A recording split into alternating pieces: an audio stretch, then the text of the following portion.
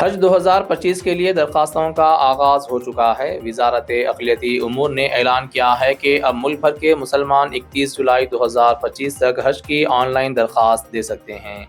हज committee of India ने 7 जुलाई से हज 2026 की दरखास्तें लेना शुरू कर दी हैं। दरखास्तें हज कमेटी ऑफ इंडिया की वेबसाइट या फिर हज सुविधा मोबाइल ऐप पर दी जा सकती हैं। दरखास्त देने से पहले पासपोर्ट का जारी होना लाजमी है और ये कम अज कम 31 दिसंबर 2026 तक की मियाद का होना चाहिए। हज कमेटी ने दरखास्त गुजारों को मशवरा दिया है कि वो दरखास्त देने से पहले अपनी तैयारियों पर गौर कर लें। उन्होंने कहा कि दरखास्त दहिंदा को दरखास्त की मनसूखी की सूरत में माली नुकसान उठाना पड़ेगा।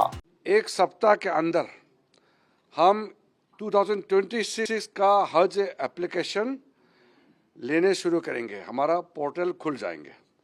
मैं जितने भी 2026 में हाजीस जो जाने वाले हैं, जिसका इच्छा है, उनको मैं निवेदन करना चाहता हूं कि टाइमली जल्दी से जल्दी आप अपना एप्लीकेशन टाइम में भर दिया जाए ताकि कोई भविष्य में तकलीफ ना आए।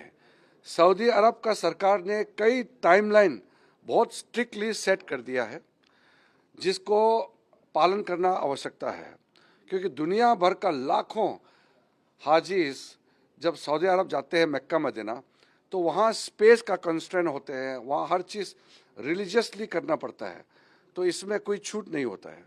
तो हम कहना चाहते हैं, हमारा भारत की ओर से हम नियम पालन पूरा करेंगे। जितने हाजियों को और टूर ऑपरेटर्स को भी मैं बहुत स्ट्रिक्टली कहना चाहता हूं, जो टाइमलाइन सेट किया है वो टाइमलाइन मेंटेन करना पड़ेगा। हज कमेटी ऑफ इंडिया को भी मैंने बता दिया है कि पूरा टाइमलाइन में जो पेमेंट पैसे डिपॉजिट करना होता है सऊदी अरब सरकार को, वो टाइमलाइन जो आखिरी टाइमलाइन होता है उससे पहले सब कुछ पूरा करना ज़रूरी है। कुछ पॉइंट्स है मैं आपके माध्यम से बताना चाहता हूँ।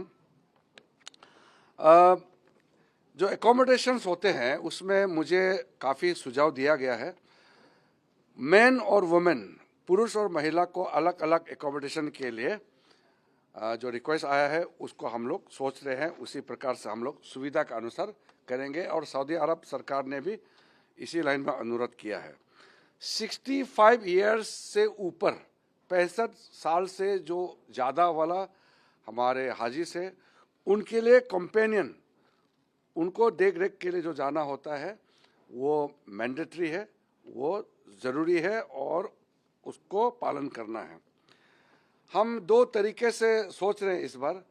हज जो 40 और 45 दिन का हज होते हैं वो तो सारा उसी प्रकार से जाते हैं, लेकिन एक शॉर्ट हज भी हो सकते हैं, क्योंकि जो कोर हज होते हैं मक्का में वो 5 दिन के लिए होते हैं। वो तो अनिवार्य है, सबको वहाँ रहना ही है उस समय।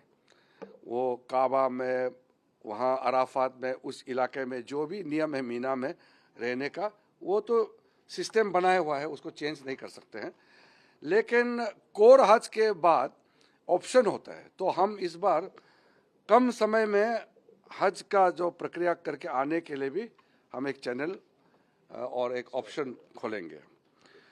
सारा प्रोसेस डिजिटल होगा और जो पासपोर्ट, उसमें एक इशू आया है, जो सिंगल नाम होता है।